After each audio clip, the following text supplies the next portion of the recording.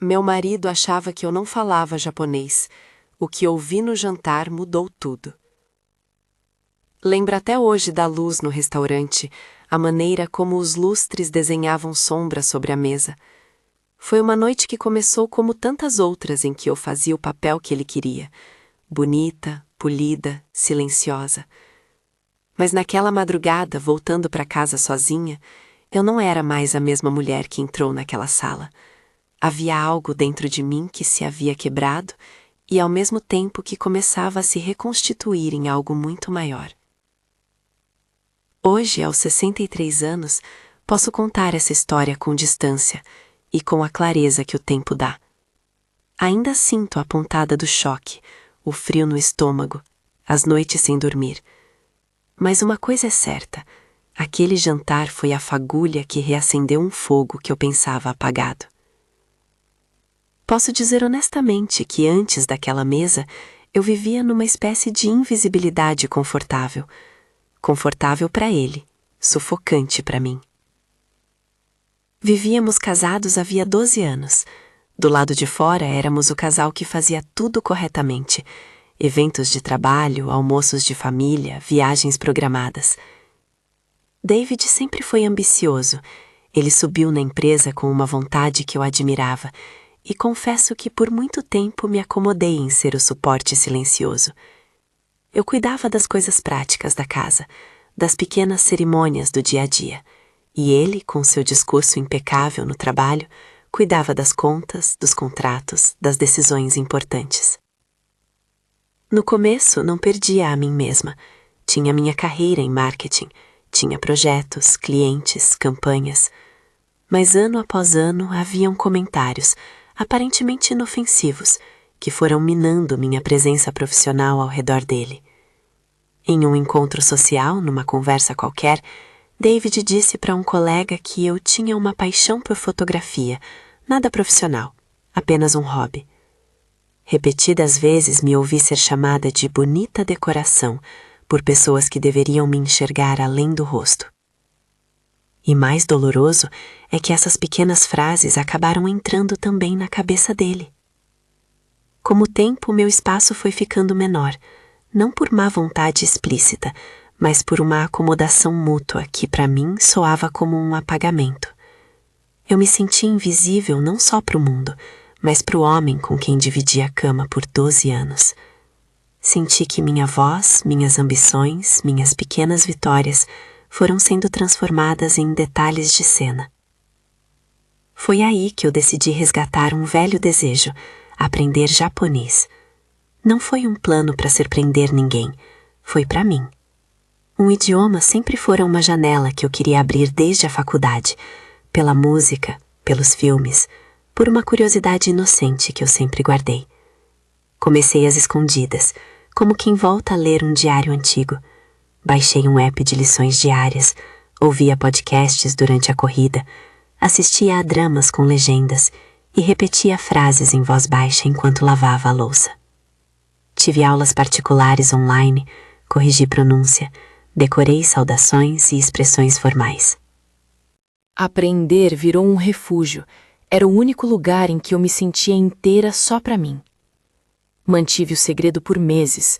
Era um prazer silencioso, quase infantil. Tratava aquele novo vocabulário como meu pequeno sucesso, minha afirmação íntima de que eu podia aprender e conquistar algo que ninguém esperava. Às vezes falava mentalmente sentenças que só eu entendia, enquanto ele descrevia os números trimestrais da empresa. Eu usava o idioma para respirar. Não tinha intenção de expô-lo, muito menos de usá-lo como arma. Era apenas um pedaço de mim que se fortalecia. Então veio o jantar. David me pediu que eu usasse um vestido e ficasse ao seu lado. Apenas para a foto, querida, disse ele, com aquele ar seguro de quem controla a narrativa. Era uma reunião com um executivo japonês que estava de visita, Tanaka. Ele disse que cuidaria de tudo, que lidaria com as conversas em japonês. Pediu que eu permanecesse discreta, que sorrisse, que ficasse bonita. Era uma função que ele atribuía a mim há anos, a esposa decorativa que acrescentava glamour às reuniões, sem nunca entrar no centro de negócios. O restaurante se chamava Hashiri, Um lugar moderno, discreto, com mesas que permitiam confidências e paredes que guardavam vozes. A luz era morna. O barulho de talheres e sussurros formavam uma manta sonora que dava a sensação de privacidade. Sentei-me ao lado de David, com a taça de vinho entre os dedos, fingindo tranquilidade, observando os gestos dele com um olhar que buscava pistas. Tanaka era mais velho que eu, alguém com postura calma e olhos que observavam com paciência. A conversa começou em inglês, as apresentações protocolares. Depois, quando os cochichos empresariais ficaram mais íntimos, David trocou para o japonês, achando claro que eu não acompanhava. Ele me subestimou. Falou sobre metas, ganhos, perspectivas. Mas foi o que ele disse sobre mim que fatiou meu mundo. Em japonês, ouvi frases que, traduzidas livremente, eram como punhais. Ele falou de mim como se eu fosse um detalhe bonito colocado ao lado do trabalho dele. Disse, com o riso fácil de quem acredita estar apenas se divertindo, que Sarah é mais uma distração, um hobby que ele cultiva quando não quer pensar em compromissos. Comentou sobre Jennifer, uma colega de trabalho, uma menção casual, como quem fala do tempo, insinuando uma relação que não era apenas profissional. E como se isso não fosse suficiente, falou sobre movimentações financeiras que eu desconhecia. Transferências para contas em Caimã, valores que ele descreveu como ajustes para manter os investimentos discretos. Ouvi claramente a cifra de $50.000 em uma das transações. Senti o chão sair. Não por causa do valor. Dinheiro machuca sim, mas é a traição que corrói a confiança. Era a constatação de que havia uma vida paralela, com decisões tomadas sem meu conhecimento, com segredos guardados em lugares de onde eu estava excluída. E a humilhação maior, ele falava com a leveza de quem imaginava que eu era incapaz de entender. Mas algo mudou dentro de mim naquela mesa. A língua que eu vinha aprendendo, com suas sílabas e entonações, transformou-se num instrumento de sobrevivência. Com a cabeça baixa, engoli o choque e deixei o riso curto se formar nos cantos dos lábios. Mantive a compostura. Nada explode de imediato em grandes tragédias. A vida quase sempre se encaminha por uma série de decisões pequenas que se acumulam até escolher o destino. E a minha decisão foi controlada, fria, metódica. Quando voltei para o carro, enquanto ele dirigia com a segurança de sempre, fiz o que alguém faz quando precisa de um plano e não de consolo. Liguei para Emma. Emma e eu nos conhecíamos da faculdade. Ela era a amiga que se tornara advogada de família. Alguém que, ao longo dos anos, ouvira minhas frustrações e me chamara para a realidade com risos e fatos. A ligação aconteceu naquela meia-noite hipotética após o jantar. Não foi uma conversa dramática. Houve aquelas palavras contidas, instrutivas, como quem já sabe o que há que ser feito. Emma não me disse para agir por impulso. Pediu que eu reunisse tudo o que eu pudesse. E-mails, mensagens, registros de transferências, qualquer coisa que mostrasse padrões. Pediu paciência. E, acima de tudo, pediu que eu mantivesse a calma pública. Não quero aqui ensinar passos legais. Não daria, nem tenho competência para isso. Mas posso dizer o que fizemos. Começamos uma coleta de documentos que mostrasse com clareza a duplicidade da vida que David legava. Não houve invasão, não houve espetacularização. Houve busca por aquilo que já existia e que, de uma forma ou de outra, podia ser provado. E, a princípio, confesso, foi um processo solitário. Revirei arquivos antigos, encontrei e-mails trocados entre David e Jennifer que deixavam ver uma intimidade além do trabalho. Em um deles havia alusões a encontros e termos que, lidos com cuidado, não deixavam dúvida. Em outra pasta, uma série de extratos mostrava transferências com destino a offshore. Entre elas, um movimento de $50.000 que batia com o que eu ouvi no restaurante. Montar aquilo foi como montar um quebra-cabeça que eu nunca quis ver pronto. Havia frustrações, dias de choro e noites em que me sentia extremamente pequena diante de toda a logística que uma vida financeira paralela exige. Mas havia também uma sensação de renascimento.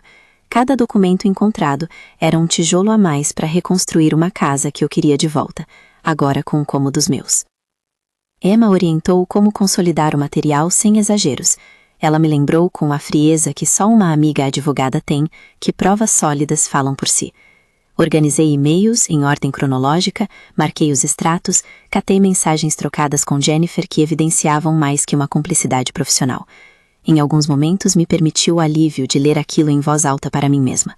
Eram fatos, não interpretações. Isso me deu coragem para seguir em frente. Decidimos que a melhor forma de agir seria dupla: apresentar as evidências ao RH da empresa e, paralelamente, protocolar o pedido de divórcio. A entrega das provas ao RH foi um ato de exposição, mas necessário. Não se tratava de querer ridicularizar meu marido, e sim de proteger a integridade da empresa diante de práticas éticas duvidosas. Quando o board iniciou a investigação interna, eu senti uma mistura de alívio e medo. Alívio por ver que o pesado véu da privacidade estaria sendo levantado. Medo do que viria depois: humilhação pública, ruído nas redes, julgamentos apressados. As investigações internas foram protocolares. Não quero aqui detalhar procedimentos, apenas dizer que, pouco a pouco, o fato de existirem documentos concretos corroeu a posição de David. A menção às transferências para Cayman e as conversas cometidas com Jennifer abriram portas que não se fechavam mais. Um processo disciplinar foi instaurado e eu fui chamada a depor. Não foi fácil reviver aquilo. Cada palavra proferida em tribunal, cada documento que eu apontava, lembrava-me do quanto eu permiti que minha vida fosse reduzida. Mas havia também uma força que crescia a cada ato de sinceridade e coragem. No meio desse turbilhão, minha vida pessoal oscilava entre noites de lágrimas e manhãs de clareza absoluta. Dormia mal, com a sensação de que tudo que havia sido construído poderia ruir. Amigos próximos, alguns surpreendidos, outros incrédulos, começaram a se posicionar. Alguns reclamaram de exposição, outros ofereceram a mão. Emma esteve comigo em todas as etapas cruciais: nas conversas com advogados, na hora de consolidar documentos, nas longas noites em que colocávamos tudo em ordem. Ela não foi apenas minha conselheira legal, foi meu alicerce. Demorei a contar para a família.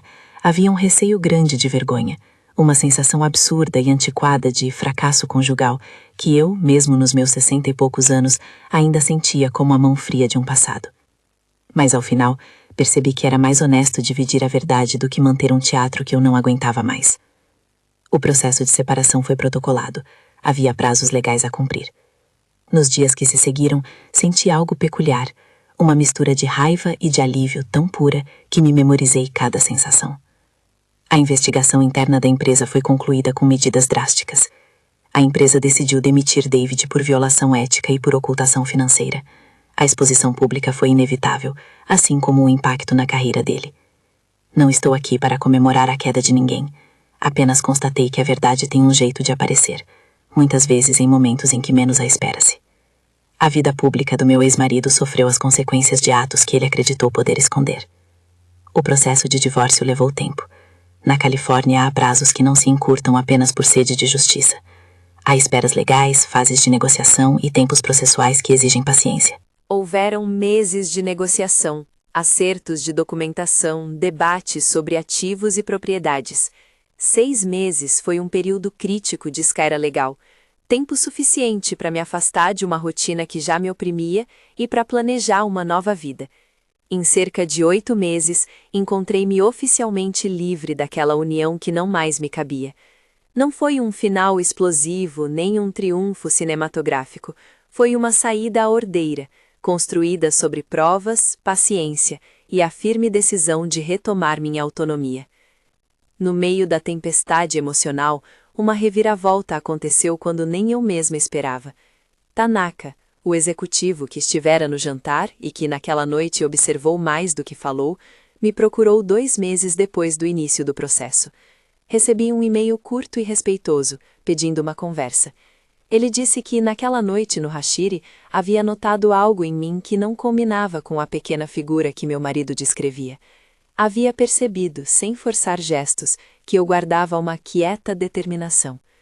Quando nos falamos, conversamos inicialmente em inglês, mas quando a entrevista evoluiu para detalhes profissionais, mudei para o japonês.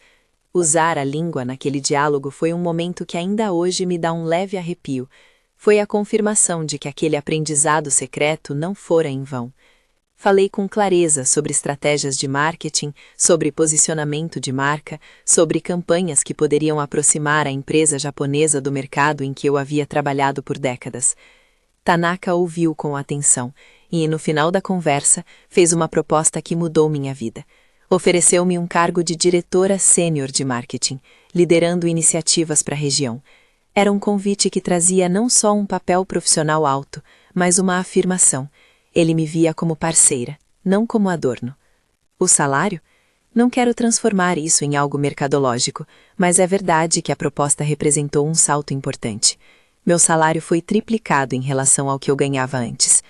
Não é sobre o dinheiro em si, é sobre o reconhecimento prático, um reflexo do valor que eu sempre soube que tinha. Hoje, posso dizer que essa nova posição não só mudou minha independência financeira, como também restaurou uma autoestima profissional que havia sido apagada por anos de subestimação. No novo cargo, viajei, conheci equipes que antes só conhecia de relatórios e conferências. Viajei ao Japão algumas vezes, fui apresentada a culturas corporativas diferentes, aprendi a negociar em contextos internacionais e, sobretudo, redescobri que meu trabalho era significativo. Trabalhar em japonês e em ambientes onde a formalidade e o respeito caminham lado a lado com eficiência foi um desafio estimulante. Lembro-me de uma reunião com Tanaka em Tóquio, onde tudo aquilo que eu aprender em segredo ganhou palco. Falei, expliquei, defendi projetos com segurança. Aquela mulher tímida em aprendizados noturnos havia se tornado uma executiva confiante, capaz de conversar nos mesmos termos que qualquer colega do outro lado da mesa. Não vou dizer que a estrada foi fácil. Houve dias de enfraquecimento, lembranças que vinham sem pedir licença, houveram responsabilidades novas e escolhas que exigiram coragem, como aceitar uma posição que me colocava novamente no centro, onde antes eu me escondia. Mas ao lado de todo o esforço, houve também a doce sensação de justiça. Em vez de cultivar vingança, escolhi reconstruir. Ao invés de usar o passado como arma, usei-o como lição. Algumas coisas eu aprendi nesse caminho. Primeiro, subestimar uma pessoa é um erro que volta como uma onda. David nunca imaginou que eu pudesse entender o que dizia em japonês. O que ele não entendeu foi que o conhecimento que ele desprezava era a mesma força que me liberta. Segundo, segredos pessoais, quando bem fundamentados, podem ser a mais poderosa forma de resistência. Meu estudo do idioma não foi para pegar ninguém de surpresa, foi uma reconstrução íntima. Ter uma habilidade escondida me deu ferramentas para a vida real, quando a necessidade batia à porta. Também aprendi sobre tristeza e perdão. Não que eu tenha perdoado tudo o que aconteceu, certas coisas permanecem com suas marcas, mas aprendi a não permitir que a raiva definisse minha história. Espero que isso não soe piegas. Não há virtude no sofrimento bem vivido se ele não serve de trampolim para algo melhor. Eu decidi que queria ter uma vida que se curasse, não apenas uma vida que se vingasse. Hoje, ao olhar para trás, não vejo apenas o homem que me enganou. Vejo uma sequência de escolhas, as minhas, as dele, as de quem me ajudou a sair do labirinto. Emma, que me ensinou a ordenar a raiva, e Tanaka, que me viu sem querer ser vista, apareceram em papéis diferentes, mas igualmente essenciais. E eu, finalmente, fui a protagonista da minha narrativa. Se há uma palavra que resume meu sentimento agora, talvez seja reconhecimento. Reconhecimento de mim mesma, do meu valor. A vida após o divórcio trouxe-me desafios, sim, mas também trouxe oportunidades que eu jamais teria imaginado. O trabalho com Tanaka abriu portas, não só para prazos e viagens, mas para um novo senso de identidade. Triplicar o salário foi o efeito prático, mas a recompensa maior foi a certeza de que eu poderia sustentar e reinventar minha vida. Se você me perguntasse se eu guardava algum arrependimento, eu diria sim. Lamento por ter aceitado por tanto tempo um papel que me diminuía. Lamento por ter permitido que a voz de outra pessoa determinasse a narrativa da minha vida. Mas, por outro lado, eu agradeço a mim mesma por ter tido a coragem de aprender, em silêncio, algo que acabou sendo minha âncora. A língua que eu escondi foi, ironicamente, a ponte que me trouxe de volta para mim. E para quem está ouvindo agora, talvez procurando forças para mudar uma situação que aperta ou sufoca, saiba que aprender, investir em si, cultivar algo só seu, mesmo que pareça pequeno, pode ser o que sustente sua mudança futura. Não é sobre pregar estratégias fáceis, é sobre permitir-se ter um projeto próprio, uma habilidade secreta, uma disciplina que ninguém mais controla. Antes que eu termine, só mais uma coisa. Lembro-me do olhar de Tanaka naquela noite no hashiri. Não era um olhar de julgamento, era um olhar que reconhecia algo escondido. Às vezes, as pessoas ao nosso redor veem mais do que imaginamos. Outras vezes, são estranhos que enxergam aquilo que o íntimo obscurantismo de nossa vida doméstica cega. Essa é uma lição que carrego comigo. Reconhecimento pode vir de onde menos se espera, e não há nenhum demérito nisso. Hoje, minha vida é pautada por escolhas conscientes. Tenho autonomia financeira, uma carreira que me desafia e me realiza, e uma relação com minha história que não tem amarras de vergonha. Não sou uma heroína perfeita. Sou uma mulher que sofreu, que chorou, que errou e que, na mesma proporção, tomou atitude para reconquistar sua dignidade. Se essa história tocou você, se você já se sentiu reduzida a um papel que não te serve, ou se conhece alguém que passa por isso, ficaria feliz se você se inscrevesse para ouvir mais relatos assim. Histórias reais têm esse poder, nos lembrar de que não estamos sozinhas. E, por favor, compartilhe este vídeo com alguém que precisa ouvir que é possível recomeçar. Marque nos comentários alguém que precisa de coragem hoje. Eu acredito que dividir força é uma das formas mais bonitas de ajudar. Eu não quero que minha vida pareça um manual. Não existe uma receita pronta para emergir das traições e das mentiras. Mas se há algo que posso afirmar com segurança, é que pequenas ações cotidianas, aprender algo novo, falar uma frase em voz alta, guardar um documento importante, confiar em uma amiga, podem, no conjunto, mover uma montanha. No meu caso, foi uma língua. O japonês que eu aprendi em segredo se transformou na chave de uma porta que eu nem imaginava bater. Para encerrar, quero dizer o óbvio, mas que talvez às vezes seja esquecido. Você vale mais do que a forma como alguém te descreve. Acredite em suas vontades, alimente seus conhecimentos, proteja suas verdades. E se um dia alguém, numa mesa de restaurante, falar de você como se não fosse ouvir nada, aprenda a ouvir, aprenda a reagir com astúcia, mas, sobretudo, aprenda a se amar de tal modo que nada que o outro diga consiga apagar o que você sabe ser real. Obrigada por ouvir minha história. Se ela te tocou, compartilhe. Se você tem uma experiência parecida, escreva nos comentários. Sua voz pode ser a coragem que alguém precisa ouvir hoje.